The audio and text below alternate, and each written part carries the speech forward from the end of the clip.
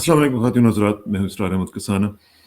आज DGISPR ने बड़ी इंपॉर्टेंट एक प्रेस कॉन्फ्रेंस की है जिसमें उन्होंने बताया है कि TTP के हवाले से भी उन्होंने अपनी पॉलिसी का जिक्र किया है, अफ़गानिस्तान के हवाले से और फिर इंडिया का जो वहाँ पर रोल था उसके हवाले से भी उन्होंने बताया है कि किस तरीके से इंडिया ने अपनी सारी की सारी जो इन्वेस्टमेंट थी वो पाकिस्तान सेंट्रिक की हुई थी, ताकि पाकिस्तान का एक वहाँ पे जो इमेज है उसको ख़राब किया जाए, लोगों में एक गलत फहमी जो है NDS के साथ मिलके वो क्रिएट की जाए। और फिर दासू का भी वाक़या उन सबको उन्होंने कोट किया है।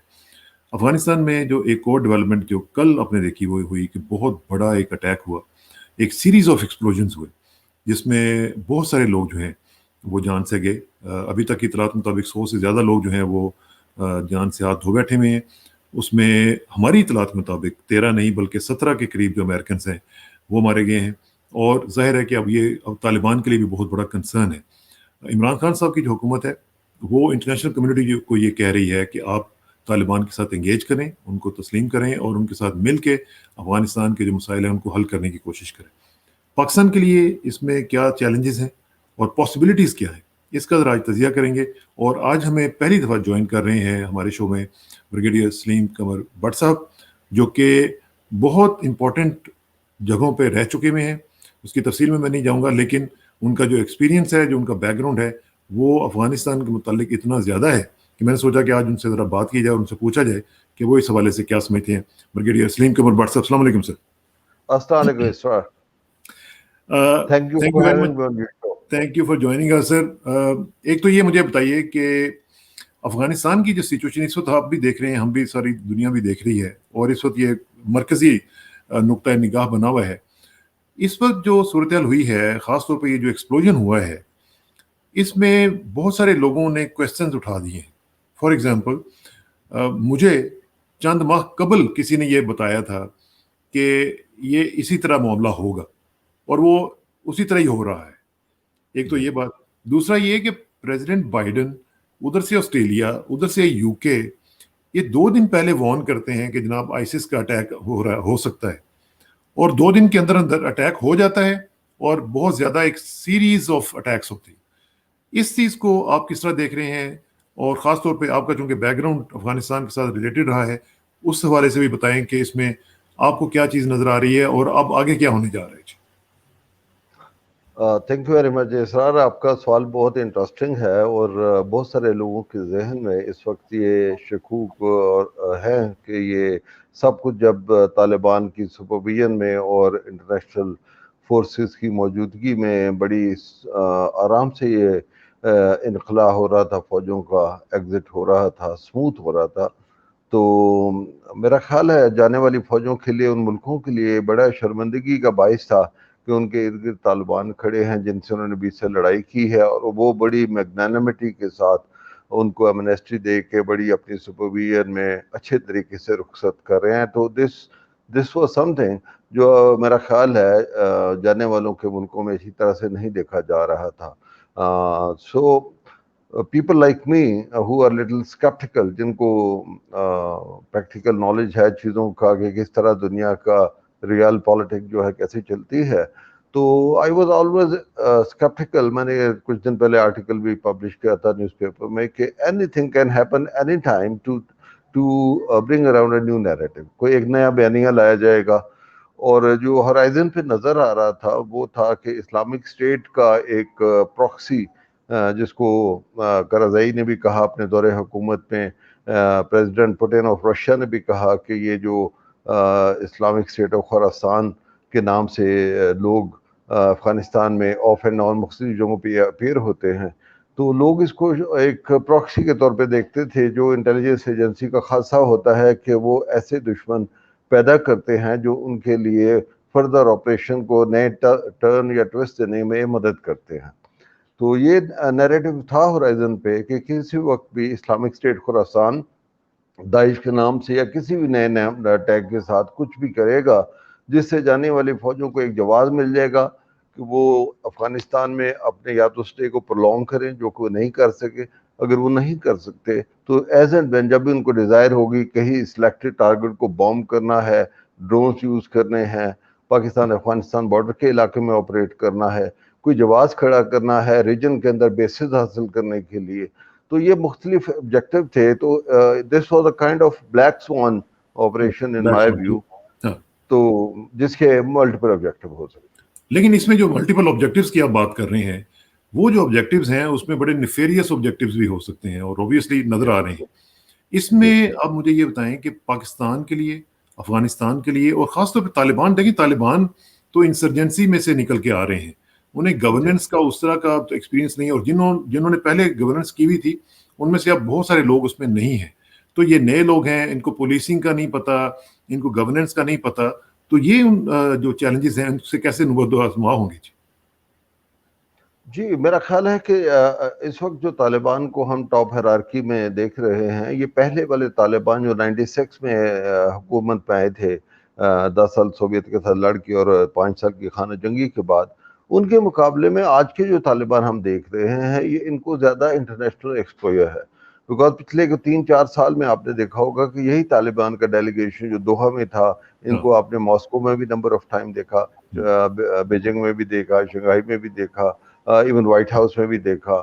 لیکن یہ جو لوگ ہیں ان کے, یہ تو لیڈرشپ کی آپ بات کر رہے ہیں, لیکن جو کارڈر ہے, جو آن دا اسٹریٹ ہے, جو آن دا روڈ اپنا سارا کچھ کر رہا ہے, ٹھیک ہے نا, وہ جو لوگ ہیں وہ تو وہی ہیں, ادھر سے نکل کے آ رہے ہیں, مدرسوں سے نکل کے آ رہے ہیں, ان کو تو ایکسپوجر نہیں ہے اتنا.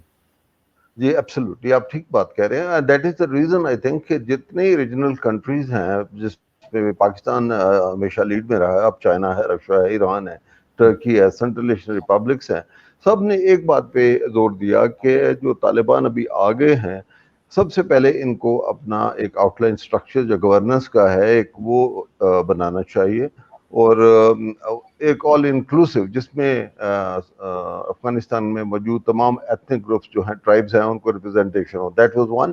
دوسرا یہ تھا کہ جو آلریڈی سسٹم آف گورننس چل رہا ہے ان لوگوں کو کام کرنے دیا جائے. And that is the reason جب انہوں نے ایمنیسٹی کا اعلان کیا تو انہوں نے کہا کہ تمام سرکاری ملازمین جہاں جہاں کام کر رہے ہیں اپنے کام پہ واپس آ جائیں, ان کو کچھ نہیں کہا جائے گا. وہ یہ اسی بات کو ایڈریس کر رہے تھے جو آپ کے ذہن میں خدشہ ہے کہ ایک دم سسٹم کلیپس نہ کر جائے, بٹھے وہ جس طرح بھی چل رہا تھا, although it was a corrupted system, لیکن ایک بیچ میں بریک نہیں آنی چاہیے تھی. تو اس لیے انہوں نے کہا میں یہ بات اس لیے کر رہا ہوں, میں یہ بات اس لیے کر رہا ہوں کہ جو نئے میئر ہیں کابل کے, جو طالبان نے ان کو اپوائنٹ کیا ہے, انہوں نے اپیل کی ہے لوگوں سے, انہوں نے یہ کہا ہے کہ جی آپ ہماری گورننس میں آ کے ہماری مدد کریں, جتنے بھی لوگ ہیں, ایون بلکہ یہاں تک کہ آج تو انہوں نے نرسز وغیرہ اور ڈاکٹرز, لیڈی ڈاکٹرز کو کہا ہے کہ آپ فوری طور پر جوائن کریں اور واپس آئیں. جی ایبسلیوٹلی, اینڈ دیٹ از بالکل آپ ٹھیک کہہ رہے ہیں, بیکاز ان طالبان کو یہ بات سمجھ آ چکی ہے کہ اگر انہوں نے انٹرنیشنل ریکگنیشن لینی ہے, چاہتے ہیں کہ لوگ ان کی حکومت کو مانیں, تو پھر ان کو اپنے نظام کو چلانا ہے انٹرنیشنل نارمز کے مطابق. اور میرا خیال ابھی تک جو بھی خط و خال سامنے آئے ہیں آل انکلوسیو گورنمنٹ کے اعلانیے بھی کیے ہیں طالبان کی لیڈرشپ نے, اس پہ مذاکرات بھی ہو رہے ہیں, اور اندیہ یہی دیا جا رہا ہے کہ جو بھی حکومت آئے گی وہ آل انکلوسیو ہوگی, جس میں تمام طبقات جو ہیں افغانستان کے ان کو ریپرزنٹیشن ملے گی. طالبان نے یہ بھی کہا ہے کہ عورتیں بھی اپنے کام پہ, کچھ دنوں کے لیے انہوں نے بریک دی ہے کہ یہ سیکورٹی صورتحال تھوڑی سی سیٹل ہو جائے, ایگزوڈس جو ہے ہو رہا ہے, ایگزٹ ہو رہا ہے فورسز کا, یہ لوگ نکل جائیں, جو غیر ملکی جانا چاہتے ہیں یا ملکی بھی جانا چاہتے ہیں وہ چلے جائیں, تو پھر عورتوں کے لیے کام کرنا آسان ہو جائے گا. آپ نے دیکھا ہوگا حجاب کی بھی پابندی نہیں ہے, آپ دیکھ رہے ہیں جو لیڈی اینکرز ہیں وہ بھی عام ہمارے پاکستان کے اینکرز کی طرح جس کی مرضی ہے سر پہ دوپٹہ لے, جس کی نہیں ہے نہ لے.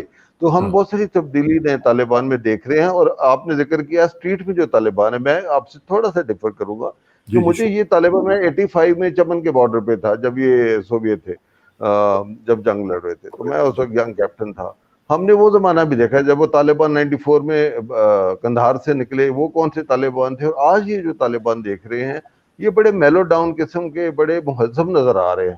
یہ لوگوں کے ساتھ بڑی شائستگی سے پیش آ رہے ہیں. یہ اس طرح نہیں ہے کہ لوگوں کو پکڑ پکڑ کے داڑیاں زبردستی رکھوائی جا رہی ہیں, اور جو کچھ بھی آپ نے دیکھا پھر 96 میں, اب وہ نہیں کر رہے, بالکل مہذب اور بڑی شائستگی سے. کل ہمارے پاکستان ٹی وی چینل کے بہت سارے لڑکے لڑکیاں وہاں اسٹریٹس میں پھر رہے تھے, اینڈ وہ ان کے انٹرویوز کر رہے تھے اسٹریٹ پہ کھڑے ہوئے لوگوں کا, and they were very very open, very Frank, اپنی زبان میں وہ بڑے اچھے طریقے سے بات. ٹھیک ہے, اچھا آپ ذرا تھوڑا سا بتا دیں کہ افغانستان کی سچویشن تو ہم دیکھ رہے ہیں, اس میں ساتھ ساتھ اب جڑا ہوا پاکستان ہے. اب دیکھیں آج ہی یہ جو خبریں آئی ہیں کہ پاکستان ادھر سے جو ایویکویز ہیں ان کو پاکستان میں بھی رکھا جائے گا. اب یہ جو سچویشن ہے یہ کتنی सीरियस है, क्योंकि मैं तो समझता हूँ कि उसी लिस्ट के अंदर जो उन्होंने दी है उसमें हो सकता है कि वो अपने लोग भी यहाँ पाकिस्तान में भेज दें, और पता नहीं ये जो कह रहे हैं कि 1 महीना यहाँ पे रहेंगे पाकिस्तान में और तमाम होटल्स खाली करा लिए गए हैं, उसमें कौन कौन से लोग इन्फिल्ट्रेट हो जाएं और कितने लोग हैं, कितने लोगों को आप मॉनिटर कर सकेंगे जो कि होटल्स में होंगे, हर एक को तो नहीं आप मॉनिटर कर जी सकेंगे, कितने लोग यहाँ पे स्लिप कर जी जाएंगे। ये चीज जो है, जी ये पॉलिसी पाकिस्तान ने अचानक बनाई है, ये आप समझते हैं कि ठीक है? जी मैं इससे थोड़ा डिफर करता हूँ। जैसे मैंने कहा कि I have to be sceptical. मुझे खदशात हमेशा होते हैं, एक आर्मी ऑफिसर होने के तौर पे, मैं ISI में भी जॉब की है।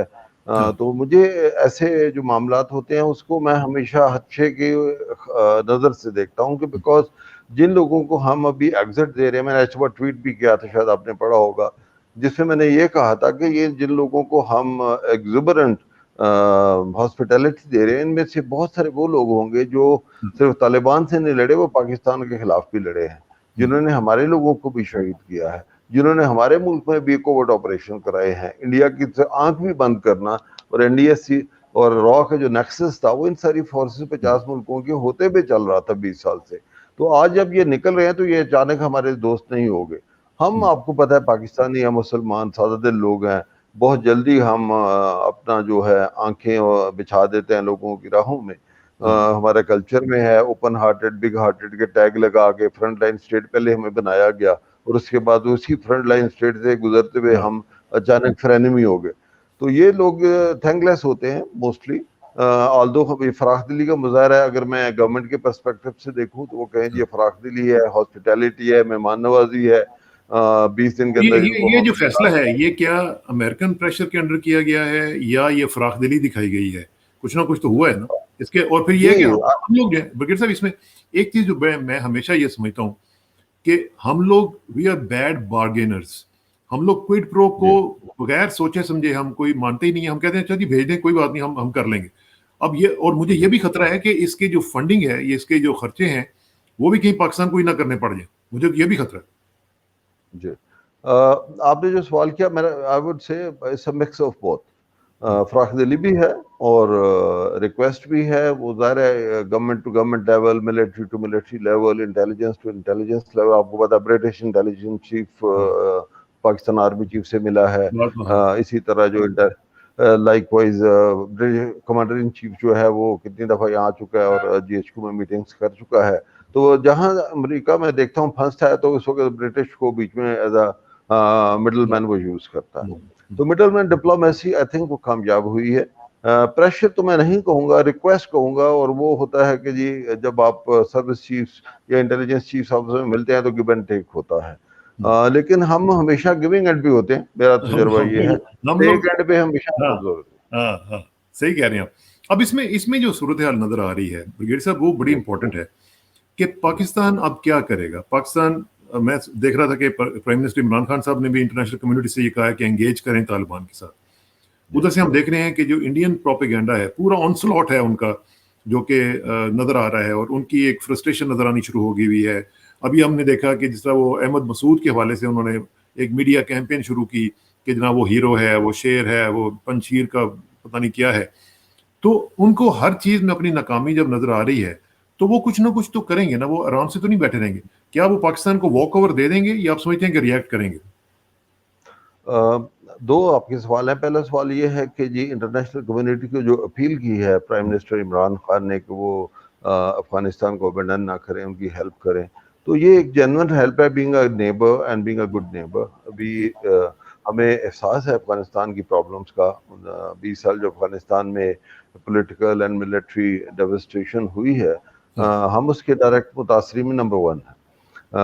चाहे वो फॉल आउट था, लेकिन आप देखेंगे इतनी जंग अफगानिस्तान में नहीं लड़ी गई टेररिस्ट के साथ जितनी टेररिस्ट के साथ जंग पाकिस्तान फौज ने की है। उसकी मिसाल ये है इसरार के, जो आप देखें कि एक वक्त था जब यहाँ अफगानिस्तान में आईएसएफ और नेटो को मिला के 50+ कंट्रीज की कोलिशन फोर्सेस थी, 2 लाख के करीब ट्रुप्स थे। वो सारे अपने अपने मुल्कों को बड़ी अच्छी रिपोर्टें भेजते थे कि हम बड़ी जबरदस्त जंग लड़े, हम ये कर रहे हैं, हम ये तोपें चला रहे हैं, मिलिट्री बेसेस बना ली, ये कर लिया। लेकिन हार्डकोर बैटल तो पाकिस्तान के अर्स्टवाइल जो ट्राइबल एरियाज थे वहां पे हो रही थी। और वो क्यों हो रही थी?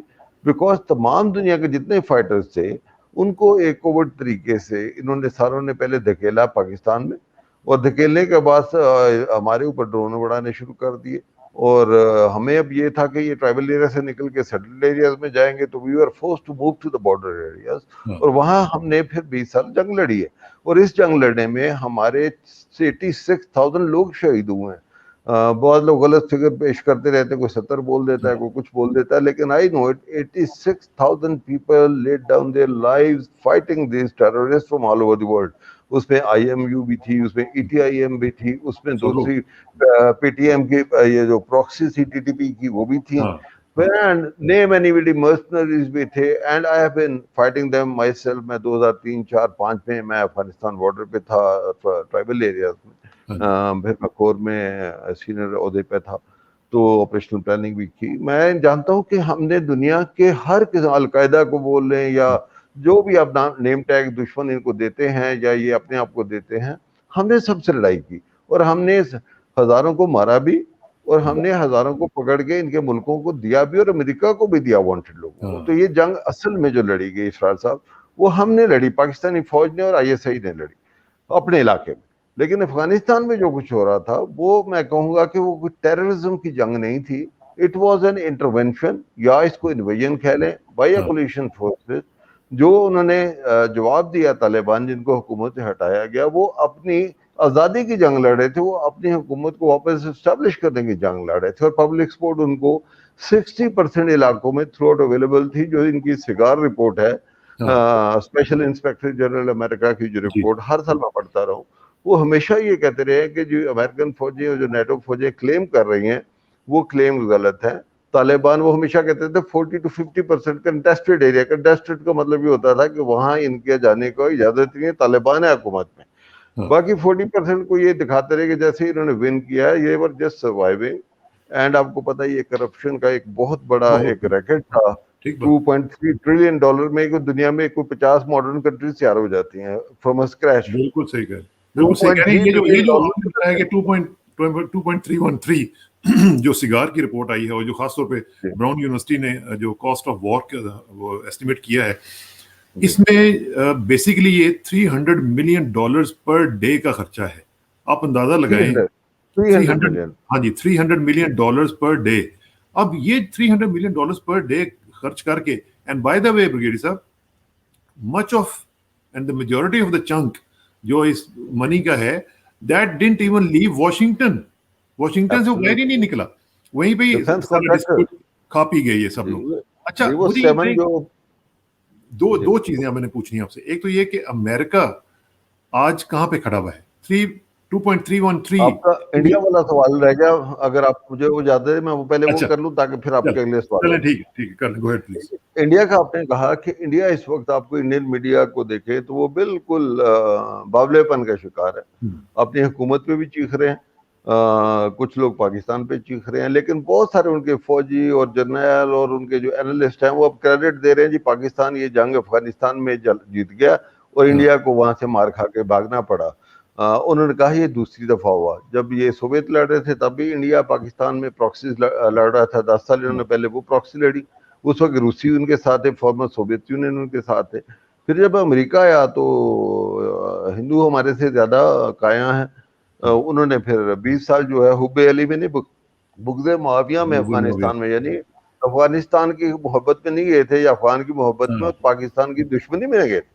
انہوں نے وہاں پہ بہت پیسہ خرچ کیا, پراکسیز ڈیولپ کی. 15 سے 16 ہزار تو صرف انہوں نے بلوچستان لبریشن آرمی اور بلوچستان ریپبلکن آرمی اور جو یہ تحریک طالبان پاکستان بنائی, تو اس پہ انہوں نے بلینز خرچ کیے. ان کے ذریعے انہوں نے ہمارے ملک میں سینکڑوں جو ہے سیبوٹاج آپریشن کرائے. وہ بچوں کا قتل عام جو دنیا میں اب سب سے زیادہ دردناک مانا جاتا ہے, پشاور کار نے جو بچوں کا تھا, لاہور میں سینکڑوں دھماکے انہوں نے کرائے, پورے پاکستان کے ہر سٹی میں, کوئٹہ میں, بلوچستان میں. تو اس سے آپ دیکھیں 2013 کا ڈی جی آئی ایس پر نے بولا کہ صرف 2013 میں 90 سیبوٹاج میجر آپریشن ٹیررسٹ ہمارے ملک میں ہوئے. 10-11 میں آپ دیکھیں کہ ہماری گلیوں میں ٹیررسٹ ایسے گھومتے پھر رہے تھے جیسے فری فار آل کنٹری ہو گئی, اتنا زیادہ پراکسیز ہمارے ملک میں تھی. تو انڈیا نے بہت انویسٹمنٹ کی. سینٹرل ایشیا میں بھی ہمارا سانس لینا بند کیا ڈپلومیٹیکلی.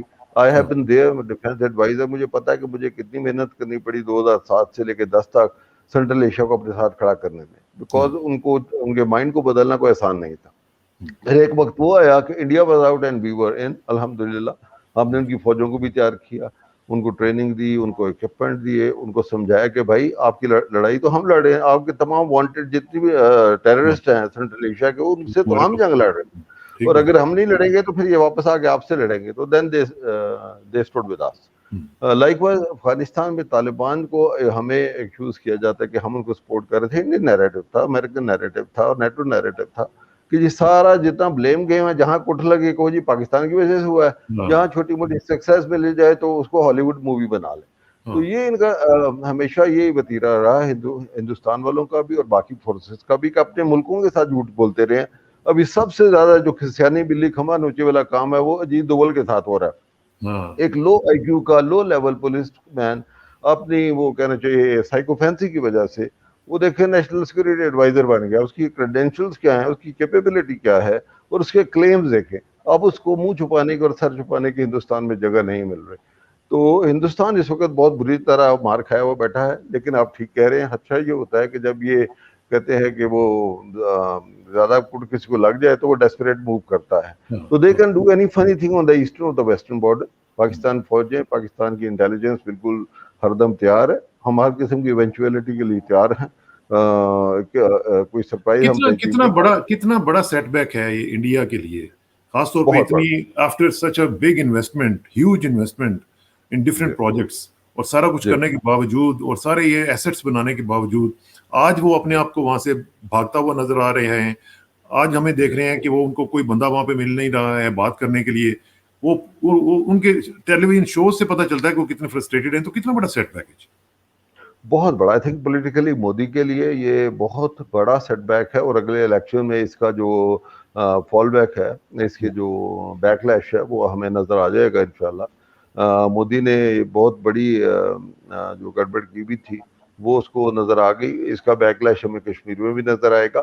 ابھی آپ دیکھ رہے ہیں وہ چیخ رہے ہیں کہ جی اسلامک اسٹیٹ والے اگر آ گئے, یہ نا ایک نیا نیریٹو بلڈ کر رہے ہیں, تو اسلامک اسٹیٹ نہیں تو طالبان آ جائیں گے. اینی وے نہ اگلا جائے نہ نکلا جائے, ہم تو ہر طرف سے ہار گئے. اگر طالبان یا آئی ایس والے نے پاکستان کراس کر لیا, کشمیر میں گھسائے, تو ہم یہ تو دلی پہنچ جائیں گے, تو ہم کدھر جائیں گے؟ اب تو ان کو یہ پسو پڑے گا.